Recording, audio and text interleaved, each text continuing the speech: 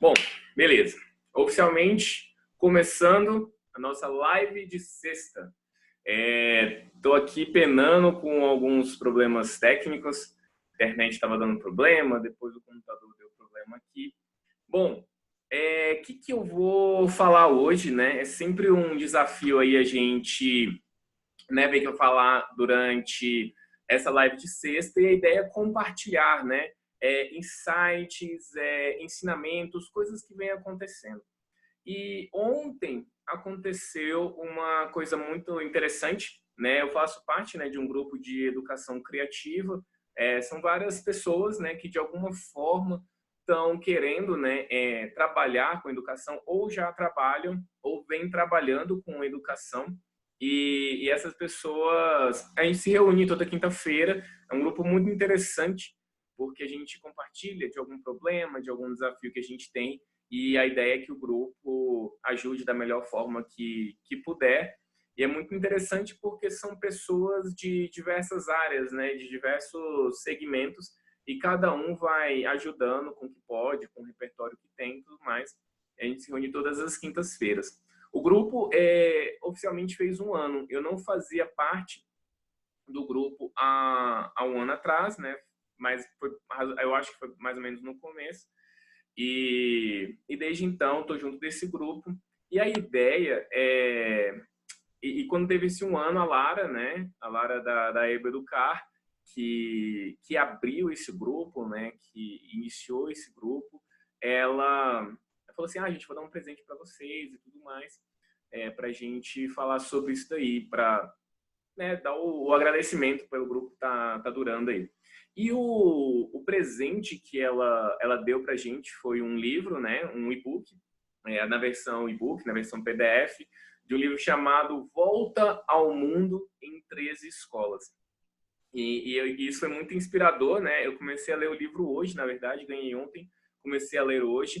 E como eu acredito que uma das melhores, né, maneiras até de incentivar a leitura do livro e tudo mais seria eu compartilhar aqui com vocês tudo isso. E na verdade são escolas, né, como o próprio nome já diz, do mundo inteiro. E é muito interessante a forma como ela foi estruturada, né? São quatro pessoas, quatro, digamos assim, autores que estão estruturando o livro e que visitaram tanto escolas no Brasil como em outros lugares da América do Sul, América do Norte, Europa, Oceania. Eu acredito que eles tentaram pegar todos os continentes. E o que é interessante é a forma como eles estruturam. Então tem o índice tradicional, né? Onde você vai ver na primeira página, segunda página, assim, a primeira escola, a segunda escola, é um capítulo com umas 20 páginas, não sei, talvez até menos, sobre cada escola, né? Fazendo algum relato simples para tirar insights dali, e depois vai para outra escola, enfim, as 13 escolas, 13 capítulos, né? E algumas pessoas, alguns dos autores, eles vão separando em jornadas. Se você quer saber mais sobre escolas não formais, escolas que têm um foco em educação democrática. Então é interessante que, na verdade, existem 4 variações de índices diferentes, né, do livro, da forma para você ler, né? Eu acabei que eu comecei do começo mesmo, e o começo ele trata de escolas do Brasil mesmo. E tem sido uma experiência muito intensa até. Eu comecei a ler hoje de manhã e já é uma experiência intensa por vários motivos, né? Primeiramente, o motivo assim que talvez foi mais intenso é porque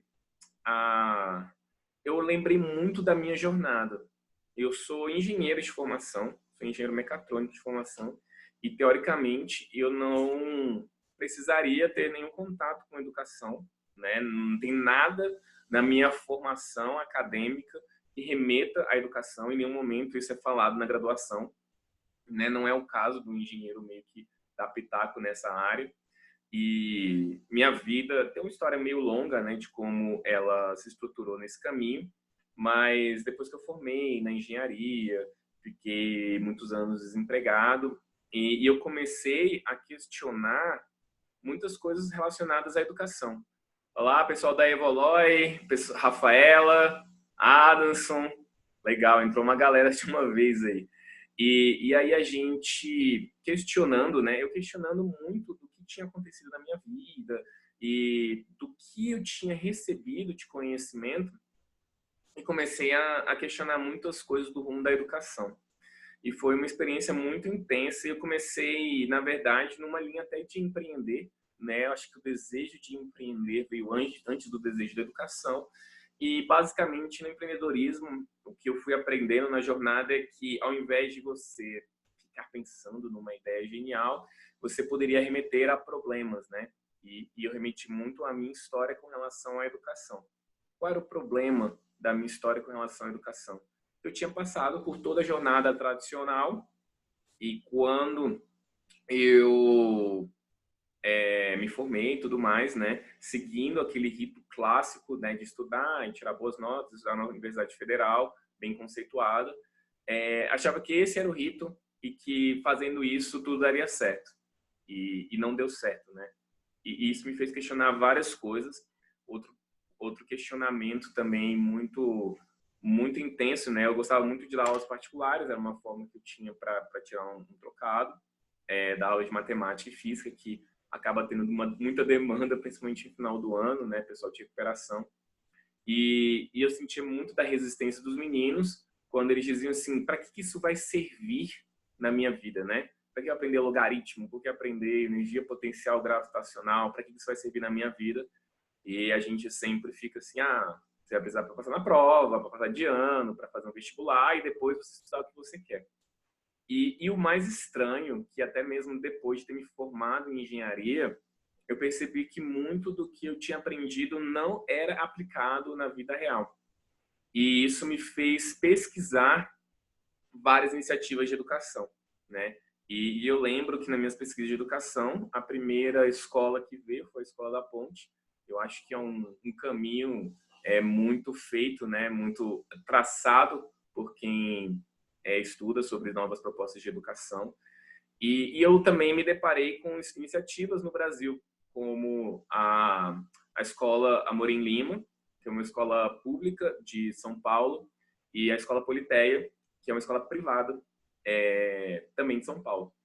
E elas são consideradas instituições de educação democrática. O que seria isso? Basicamente, na estrutura de uma educação democrática, tem dois grandes pilares ali. O primeiro pilar é relacionado à gestão da escola, né? A criação até mesmo das regras, dos limites impostos, não ser feito de uma forma vertical, ou seja, de cima para baixo, onde um professor, uma diretoria vai falar para o aluno e o aluno vai procurar obedecer, né? Basicamente nessa essência, que é a essência de, sei lá, 95% das escolas, né? E as escolas democráticas, elas têm essa coisa da cocriação, né? De criar em conjunto e tudo mais.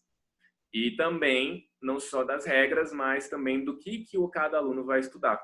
Então, eu quero estudar sobre astronomia, eu quero estudar sobre zumbis. Como é que vai ser esse processo e como é que isso ocorre? E quando eu me deparei com essas propostas de educação, é muito encantador. É muito encantador você ver esse tipo de estrutura, né? Você fala, caramba, quando os alunos estudam sobre o que eles querem saber e tudo mais, eles se engajam e eles acabam criando as suas próprias regras e as coisas funcionam muito bem e é muito legal e você vai vendo aquilo e você começa a virar a sua chave, né? Você fala, cara, as coisas não precisam ser assim, né? As coisas não precisam acontecer de uma forma tão abrupta, tão violenta.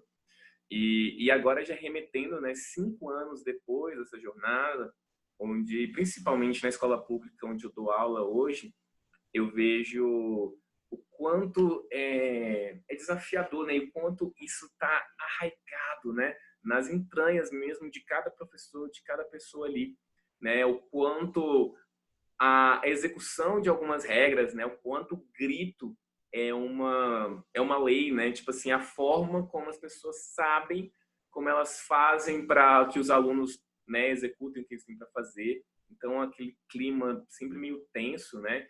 E também até a falta de perspectivas, né? Poxa, eu trabalhando numa escola, né, de uma escola pública numa área de certa vulnerabilidade, né? Quando conhecendo um pouco das histórias dos meninos, você escuta histórias super pesadas, né, de situações que às vezes eles vivenciam em casa, de violência, ou então na própria região. Só para vocês terem uma ideia, nessa segunda-feira um professor estava comentando comigo sobre uma história que os garotos, um dia eles chegaram na sala de aula, todo mundo chegou super calado, né, o que não é muito comum, porque eles são muito agitados. E ele sentiu um clima de tensão, né, entre os alunos ali. O que aconteceu foi que, em determinado momento, enquanto o ônibus estava passando para buscar uma das crianças, todas as crianças, simultaneamente, naquele mesmo momento, tinha uma pessoa esfaqueando outra, né?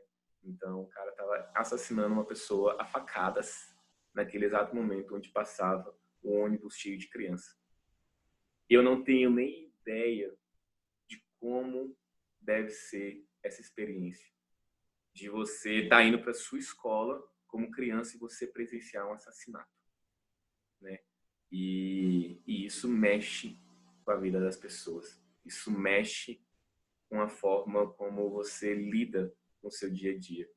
E aí eu vou percebendo, a gente foi percebendo ao longo do tempo, que muitos desses professores que estão na escola, eles já ficam muito satisfeitos com o feijão com arroz.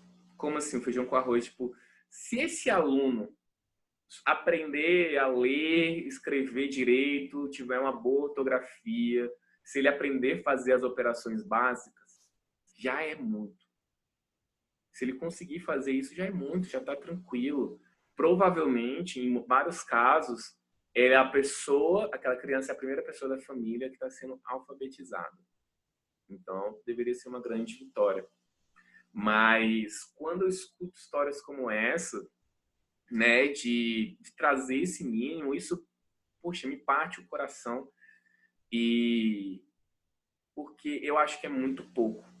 A gente tem que permitir essas crianças sonharem. Sonhar mesmo, fazer assim, cara, qual é o meu projeto de vida, o que eu quero fazer, o que eu quero executar, qual é o legado que eu quero deixar, e a partir disso fazê-las correr atrás daquilo que elas querem fazer e tudo mais. Então, nessa etapa agora que a gente está próximo à Feira de Ciências, né, em que a gente está usando o Design Thinking para eles resolverem os próprios problemas, né, seja, sei lá, a situação de como deixar os deveres de casa mais divertido, até como melhorar o lanche da escola, ou então como resolver o problema da quadra da escola para que a gente consiga jogar bola quando, sei lá, estiver chovendo ou quando estiver muito quente e não for tão confortável jogar. Dar essa perspectiva das crianças perceberem que elas são seres ativos para resolver os próprios problemas. E quando eu comecei a reler histórias como a da Politeia, como a da Maureen Lima, eu percebo que essas histórias elas se repetem, né, de pessoas que têm um desejo de fazer algo diferente. E 5 anos depois, né, de estar revivendo essas histórias, onde eu claramente, né, cada dia que eu passo na escola, eu me sinto perdido, né? Eu estou tentando inovar, estou tentando fazer coisas diferentes, mas vários dos meus planos não dão certo, né? Não é que não dão certo, mas eles não atendem às expectativas que eu procurava atender. E é muito curioso perceber que esse tipo de pensamento, né, de ter mais perguntas do que respostas, é um caminho eterno. E no meio do capítulo, acho que um dos fundadores da Politeia fala a mesma coisa. A gente tem mais perguntas do que respostas. E estamos falando aqui de uma escola que já está muito bem sacramentada como uma escola, né, já é conhecida, já tem boas práticas de educação democrática, né? E parece muito utópico, né? Muito quando você vive a realidade mesmo, e quando você se dispõe a fazer as perguntas difíceis, né? Você fala, gente, pelo amor de Deus, cara, é uma criança de 7, 8 anos. se você perguntar o que ela quer, ela não vai saber o que ela quer. Às vezes ela vai saber, mas depois ela vai desengajar rápido. E entender esse processo de autonomia, que é o quê? Esse processo de entender o que ela quer, de ela se entender naquele contexto, é muito desafiador. Então, assim, o capítulo, ele começa com uma frase que eu acho que é uma frase matadora, né? Tipo assim, tomar as rédeas da própria escolha é uma habilidade que nem os adultos aprenderam ainda. Quantas vezes, quando a gente para pensar na nossa jornada do dia a dia, a gente não sabe o que a gente quer, né? Desde o que a gente quer, sei lá, almoçar, para onde a gente quer sair, ou qual é o nosso objetivo de vida, né? E se nem os adultos aprenderam ainda, como é que você vai ser capaz de cobrar isso de uma criança? Então, por que seria fácil para uma criança?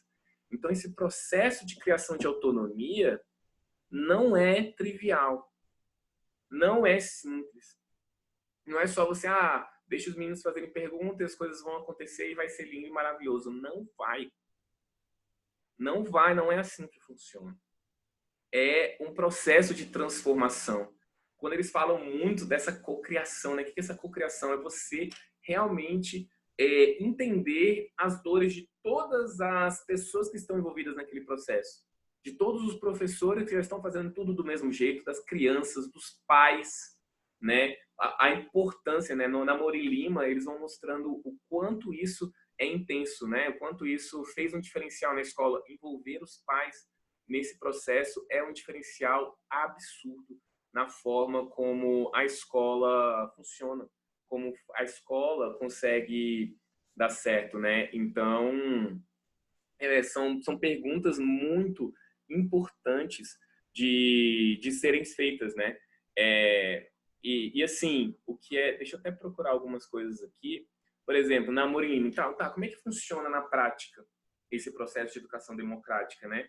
Então, lá na Morim Lima, um pouco que eles colocam aqui, que lá tem oficinas com tema de português e matemática, e aí aqueles não detalham, mas eu imagino que deve ser algo um pouco diferente do uma aula tradicional, né? Só tipo, vamos aprender a somar, vamos fazer a lista de exercícios. Não que não tenha e não que não possa ter, mas eu acho que a palavra oficina remete a algum tipo de atividade que o aluno não... que não seja da forma tradicional, né? E o resto do tempo ele é ocupado com pesquisas, que é aí onde ele se estrutura nas perguntas dos alunos e que cada um está pesquisando uma coisa diferente.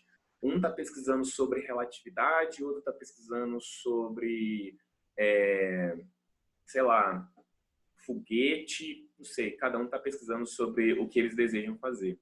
E é interessante, né, ver o processo, né? E aí ele fala assim, né, que o papel dos professores tutores, o que é? Né? Que ele vai, como é que ele entra nesse processo se o aluno está andando por conta, né? Se o professor não dá mais aula. E o papel desses professores tutores é compartilhar leituras e referências relevantes. É falar assim, bom, você está pensando sobre isso, eu achei isso, isso e isso aqui pode te ajudar, né? É você achar um caminho e tudo mais. Acho que talvez lembra um pouco um papel do que um orientador, né, de TCC faz com a gente, um orientador de mestrado. A ideia é só direcionando e é interessante também a forma como eles frisam, da mesma forma que tem pessoas que acham maravilhoso todo esse processo e que estão super agarrando o projeto, tem gente que questiona muito a forma como funciona. E é interessante ver isso. É interessante ser um processo que é questionado a todo momento, né? De você não achar que existe exatamente essa receitinha de bolo, o aluno faz o que quiser. E se ele não fizer nada? E se ele ficar 3 dias só olhando para o teto? Como é que você vai intervir nessa situação? Então, são coisas que a gente tem que questionar, né?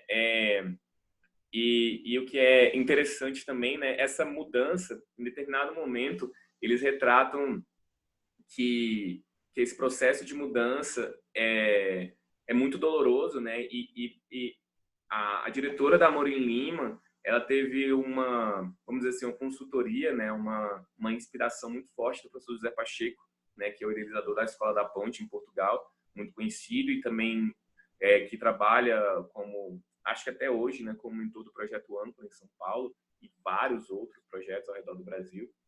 E ela vai falando, né, sobre esse processo de mudança, o quanto é duro. E o José Pacheco, ele é muito poético até no falar o quanto é doloroso um processo de mudança, né? Não é só, nossa, a gente quebrou as paredes, agora a escola funciona lindamente, os alunos são engajados, eles fazem as próprias regras e eles vivem em igualdade, fraternidade, e é lindo, maravilhoso. Não, né? E aí o José Pacheco vai usar a palavra mudança, ele vai se referir à linguagem ideográfica lá do Oriente, né? Que a palavra mudança, ela vem de 2 ideogramas, da palavra oportunidade e sofrimento. Então, as duas andam casadas. Tanto a mudança, como a mudança, né? De você entrar numa jornada, pode ser inovadora, que pode ser maravilhoso, que você vai trazer uma nova perspectiva para as crianças, mas também muito sofrimento. O quanto é difícil você fazer algo dessa jornada, de entender esse processo, né? De toda vez que você faz algo novo, você está perdido, né? E como não existe uma essência, existem princípios, mas não existem regras, né? Se você seguir a receitinha de bolo, os 10 primeiros passos para uma educação democrática, não é assim que funciona, né? Então, outra coisa que é chave nesse processo é o processo de entrega, né? De entrega de trabalhos. Então, toda vez, acho que nas duas instituições, os alunos eles têm que apresentar, né, as suas descobertas, suas reflexões de trabalho para os pais, para a comunidade e tudo mais. Então, existe esse momento dele compartilhar aquele conhecimento e ver tudo que ele aprendeu na jornada. Tem uma história interessante com relação à Politeia, de uma menina, né, do processo de escolher o que ela vai aprender. E quando ela vai escolher o projeto dela, ela não hesita. Ela vai falar assim, eu quero aprender sobre cachorros e gatinhos abandonados. É isso que ela quer ver e tudo mais. Então, beleza, ela começa a pesquisar sobre isso, e aí o projeto dela foi mostrar as fotinhas dos gatinhos abandonados, dos cachorros e tudo mais.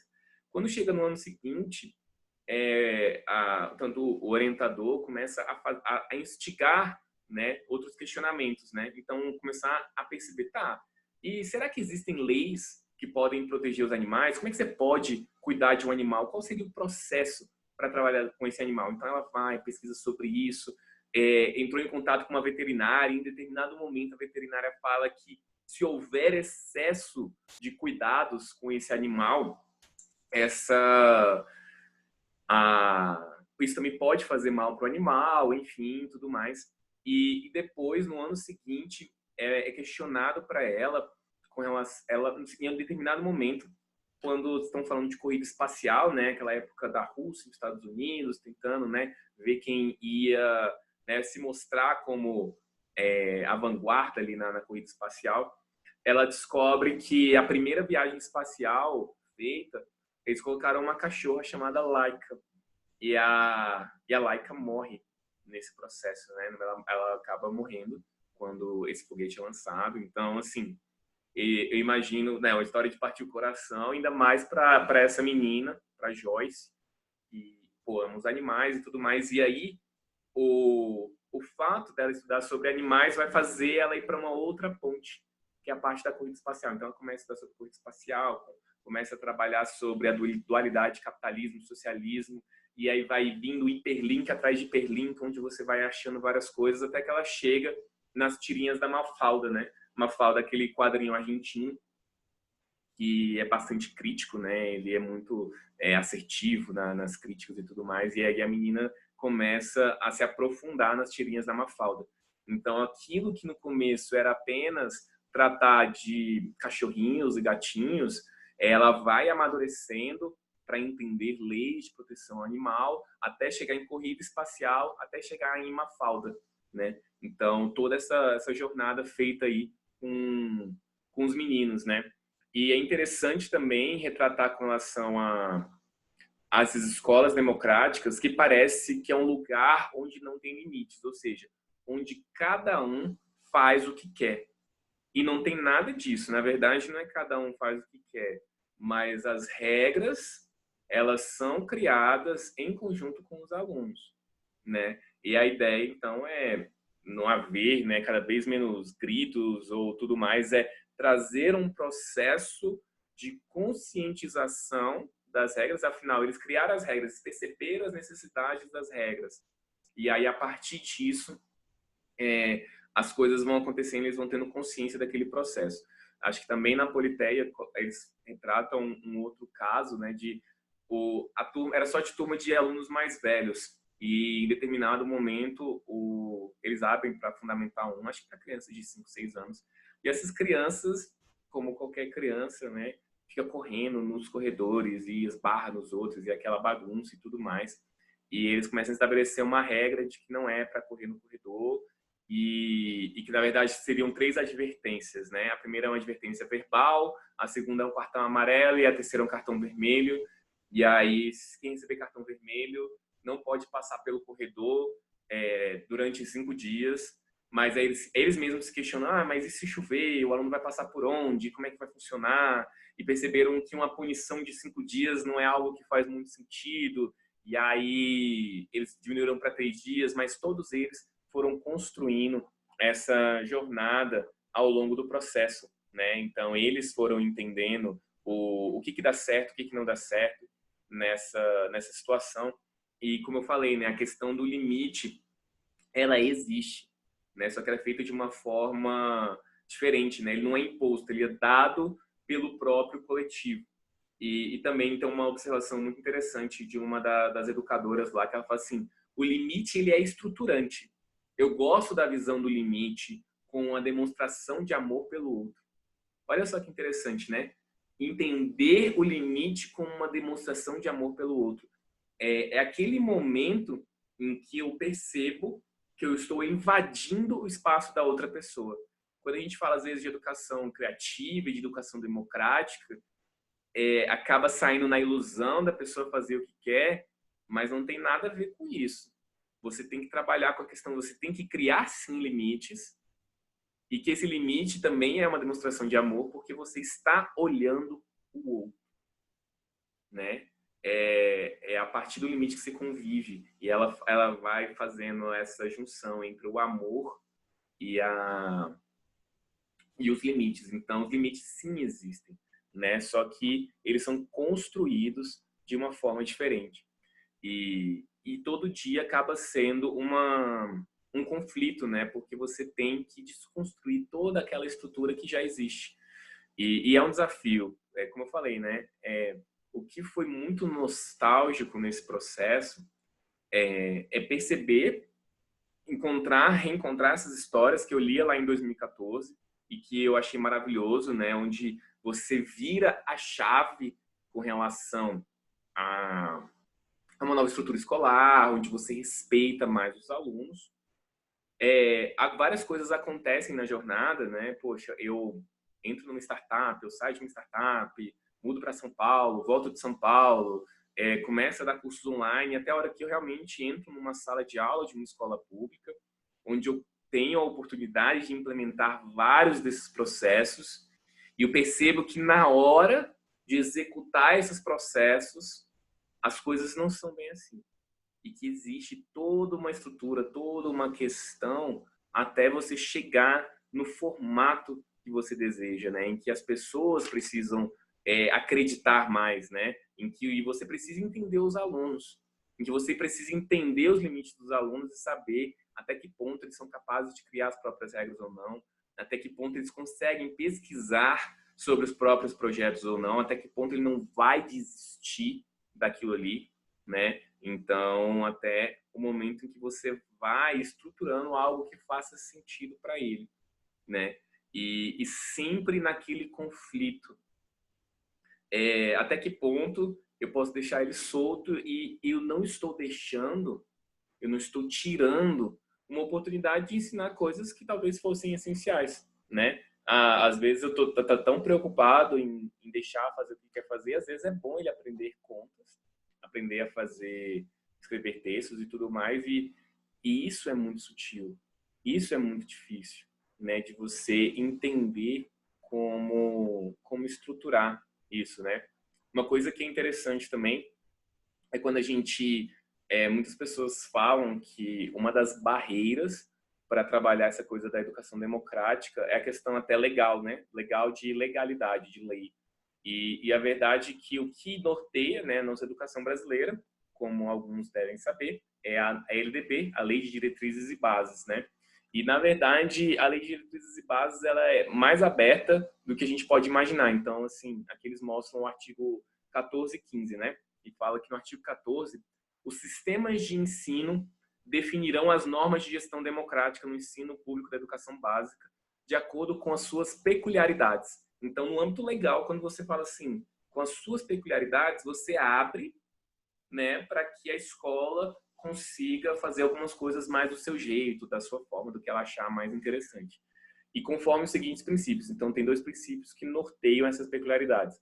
Participação dos profissionais da educação no projeto político-pedagógico. Então, é essencial isso acontecer.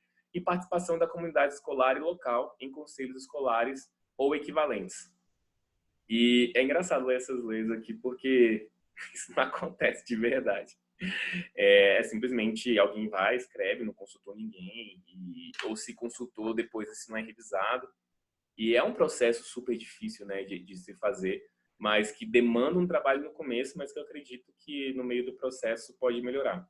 O artigo 15 fala que os sistemas de ensino assegurarão as unidades escolares públicas de educação básica que integram progressivos graus de autonomia pedagógica, administrativa e de gestão financeira, observadas as normas gerais do direito financeiro público, ou seja, elas têm autonomia tanto pedagógica como administrativa como da gestão financeira. Isso, lei de diretrizes e bases, né? E então, refletir sobre isso, né? Tem uma observação muito boa do professor José Pacheco que fala assim, que quando a escola exerce sua autonomia, a educação se torna mais barata e a pedagogia se sobrepõe à burocracia. Ou seja, você não está tão preocupado com a papelada, com tudo mais. A pedagogia, ou seja, o processo de aprendizagem do aluno é o foco e a educação se torna mais barata, ou seja, menos custosa.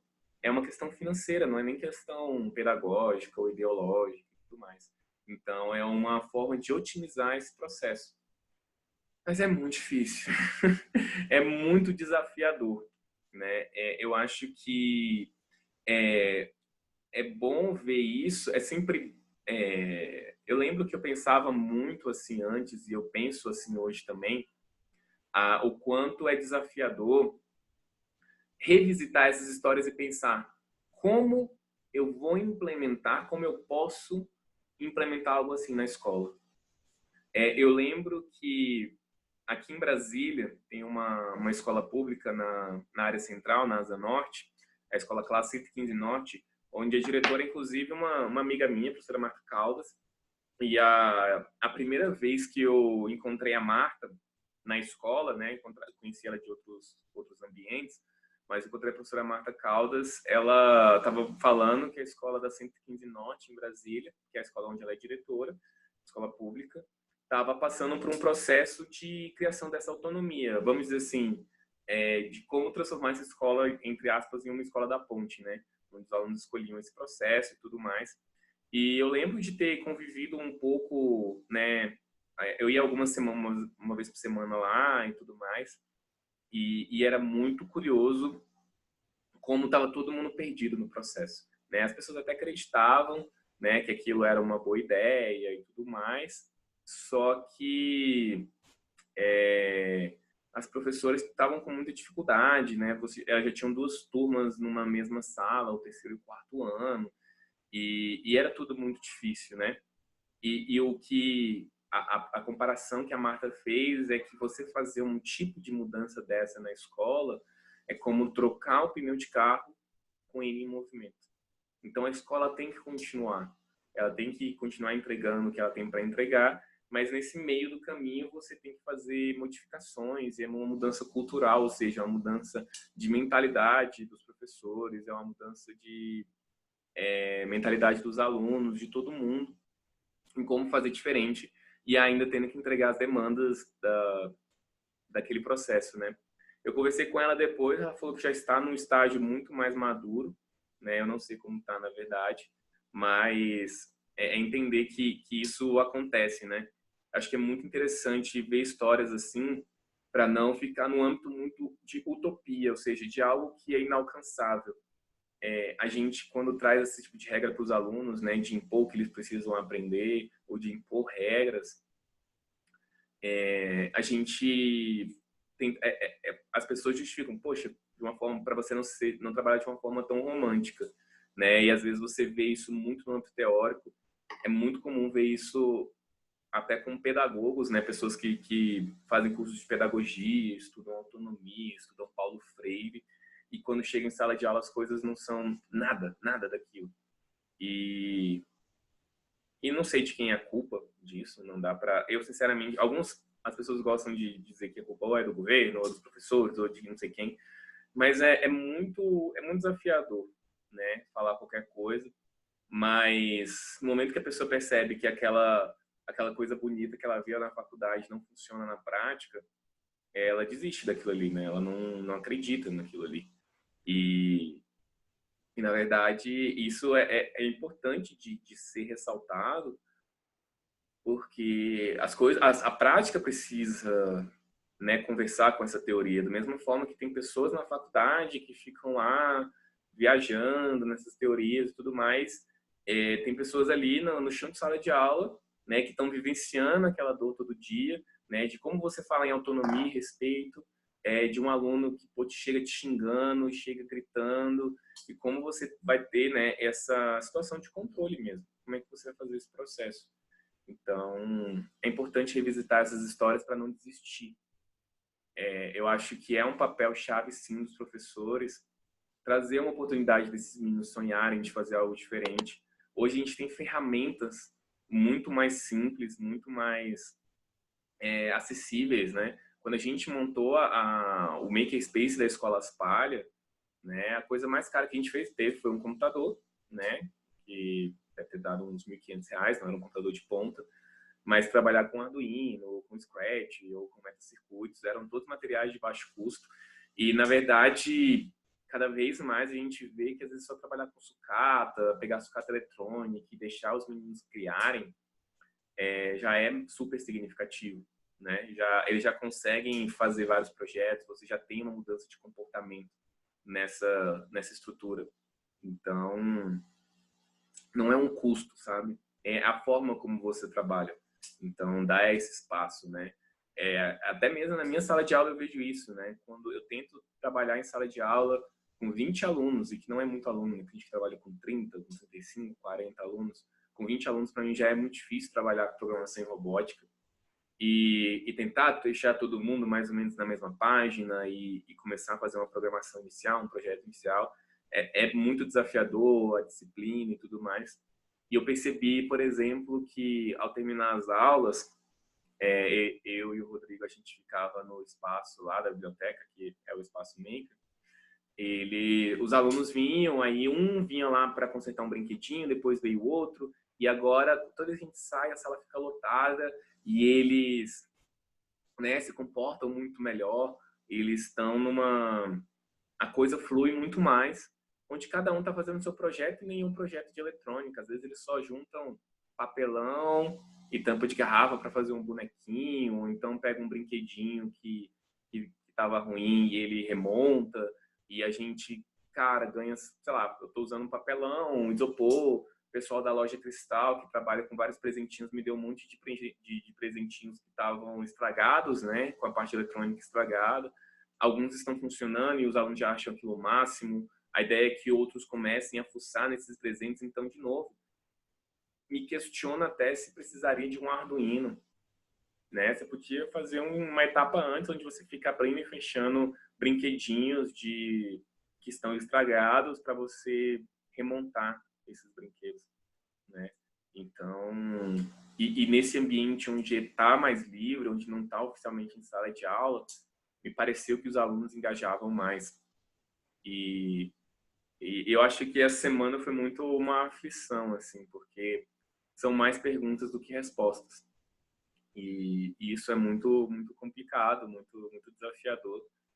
Mas a única certeza que eu tenho, eu estava conversando até com meu padrinho esse final de semana, ele estava contando alguma experiência de algum amigo com relação a uma educação mais alternativa, e ele estava perguntando se aquilo fazia sentido ou não.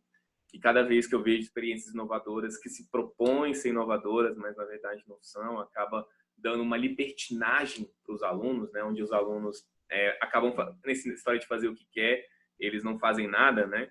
E eu confesso que eu não tenho uma resposta certa para isso. A única coisa que acabou sendo a conclusão da conversa é que o sistema de hoje não funciona. Não funciona. E não funciona para ninguém. Toda vez que a gente estuda, que eu começo a estudar sobre por que a escola é assim e tudo mais, a resposta padrão é que isso acontece porque as pessoas que são de uma elite, para elas é muito conveniente que as pessoas mais pobres não tenham reflexão, não tenham pensamento crítico, e que isso é uma situação de lucro e que isso é bom até para uma estrutura capitalista. E aí, no meu lado empreendedor, quando eu vejo, né, vários chefes de empresa e tudo mais, eu vejo essas pessoas reclamando que não conseguem encontrar pessoas criativas, pessoas que estão questionando o status quo para fazer coisas diferentes. Então, as pessoas que estão entrando para o mercado de trabalho, quando a gente diz que esse mercado de trabalho, que estão preparando o mercado de trabalho, essa escola não prepara nem para o mercado de trabalho. Nem para as pessoas ricas esse modelo é bom. Porque elas não estão tendo pessoas que trabalham ao lado delas de uma forma que agregue. Então, não é bom no sentido financeiro, eu não acho que tem uma situação de, talvez tenha, não sei, não é minha área, não é algo que eu me aprofundo, mas quando eu percebo que não é conveniente para ninguém esse modelo educacional, nem para as pessoas que são mais ricas, nem para quem está vivendo isso, nem para quem está estudando, né? Os alunos acham chato, eles não engajam. Hoje, com o acesso a celular, está ficando impossível de você competir com a atenção do aluno, porque se a gente pega a estrutura de um aplicativo, de um Minecraft, ou de redes sociais, Facebook, Instagram, TikTok, essas pessoas que criaram esses aplicativos, elas estudam muito para engajar as pessoas, para que elas fiquem vidradas nesses aplicativos, que elas continuem usando tudo mais. Eles estudam muito para isso. E com isso, as pessoas ficam vidradas nas tecnologias e tudo mais, e a gente fica nesse conflito. E a escola nunca foi atrativa. E hoje ela está perdendo muito, né? Ela não está sendo uma concorrência desleal, concorrer com jogos, concorrer com aplicativos e tudo mais. Então, se na época em que eu era estudante isso já era um problema, hoje está grave. E os alunos não conseguem se engajar. E você tem sim que mudar essa estrutura, né? A forma de como os professores abordam. Eu tenho certeza que esses professores que estão gritando, que estão implorando silêncio, que estão sendo autoritários, eles estão fazendo isso com a melhor das intenções possíveis. Com a melhor das intenções possíveis. Só que eles ficam cansados, estressados, chegam em casa, tão mal. Tudo que talvez esses professores queriam é que esses meninos fossem autônomos e que ele não precisasse dizer passo a passo o que ele precisaria fazer, né? Então, para o professor seria bom, para o aluno seria bom, para o governo seria bom, para o mercado seria bom. É bom para todo mundo. Provavelmente, o que trava esse processo é uma inércia, ou seja, um estado de continuidade desse processo em que as coisas estão do mesmo jeito e que é muito difícil mudar. Porque quando você começa a mudar, você sai de toda essa zona de conforto, de que você sabe como fazer.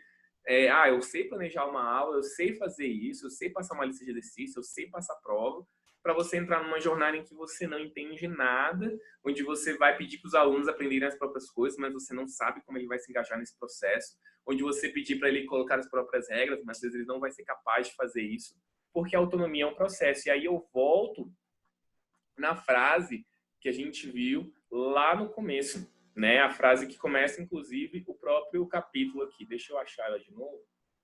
Eu acho que eu tenho ela escrita em outro lugar aqui também. Meu Deus. Tá voltando. Que é o seguinte, né? Tomar as rédeas da própria escolha é uma habilidade que nem os adultos aprenderam ainda, né? Então, por que seria fácil para uma criança? Por que seria fácil para uma criança ser autônoma? Ela conseguir pesquisar os seus próprios projetos. Isso dá trabalho pra caramba. Isso dá muito trabalho, né? E em determinado momento, eu realmente acredito que a criança fala assim, não, eu não quero pesquisar, pode falar o que eu preciso aprender, pode esperar que eu fique sentado e você me passe a informação. Dá muito mais trabalho. Só que no longo prazo isso conta. Né? No longo prazo, ela vai aprender a pesquisar por conta própria, ela vai atrás das suas próprias respostas, os próprios professores mudam os seus processos, né? De você não entregar de mão beijada. E isso reestrutura todo o processo de educação. A gente tem pessoas mais proativas, mais protagonistas, em que elas veem os problemas da sociedade e elas pensam, cara, eu posso resolver isso.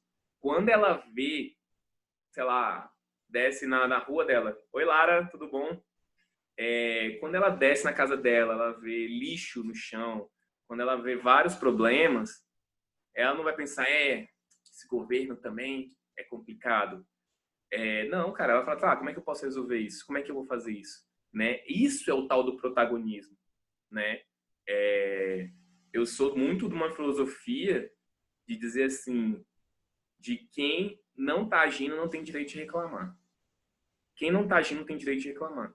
Se você não está tentando, de alguma forma, deixar o seu ambiente melhor, cara, já perdeu muitos pontos aí nesse processo de tentar resolver as coisas, né? As pessoas falam, a gente fala muito de protagonismo e empoderamento, e a pessoa acha que protagonismo e empoderamento é agora eu sou uma pessoa empoderada, agora eu vou falar que a culpa é sua. Uai, que protagonismo é esse? Que empoderamento é esse? Empoderamento é puxar a responsabilidade, é você saber que você fez tudo que estava ao seu controle para resolver a situação.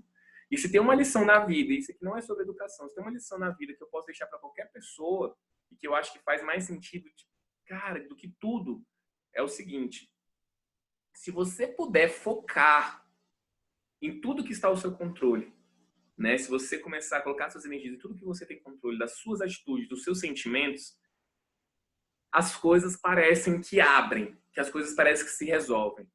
Você leva a vida de uma forma muito mais leve, muito mais otimista e você consegue resolver os problemas. As coisas parecem que acontecem muito mais fácil para você, né? Do que você, mas é porque o governo, mas é porque os meus pais, porque meu chefe. Não, cara. Faz o seu. Usa os recursos que você tem. Depois você começa a reclamar de outras coisas e tal. Porque eu acho que essa é a chaga da humanidade que impede ela de ir para frente.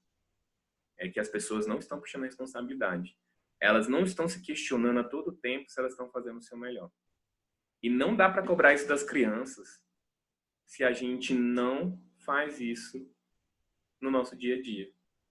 Não dá para cobrar uma autonomia, uma responsabilidade das crianças se nós estamos esperando as ordens dos nossos chefes. Como é que você quer ensinar isso para ela? É como o professor José Pacheco também diz, né? Tem uma frase super célebre, né? Que ele diz assim, que o professor não é aquilo que diz, ele transmite aquilo que é. Né? Se você quer falar em respeito ao próximo, mas esse cara tá gritando, o que ele diz, o que ele faz, fala mais alto do que o que ele diz. Né? Então, é esse o processo. Bom, pessoal, era isso que eu queria falar. Acho que ficou meio confuso a mensagem, até porque eu li o capítulo hoje e acabei divagando em outros assuntos. Mas era isso. Se alguém tiver alguma pergunta, fala aí. Se não, vamos aproveitar o resto da sexta. Oi, Elaine, tudo bom? Elaine entrou aí no finalzinho. Já estamos saindo aí. Mas agradecer a presença de todo mundo aí. E provavelmente o que eu for lendo dos outros capítulos do livro, vou compartilhando aqui. Valeu, pessoal. Excelente sexta-feira para todo mundo aí. Grande abraço.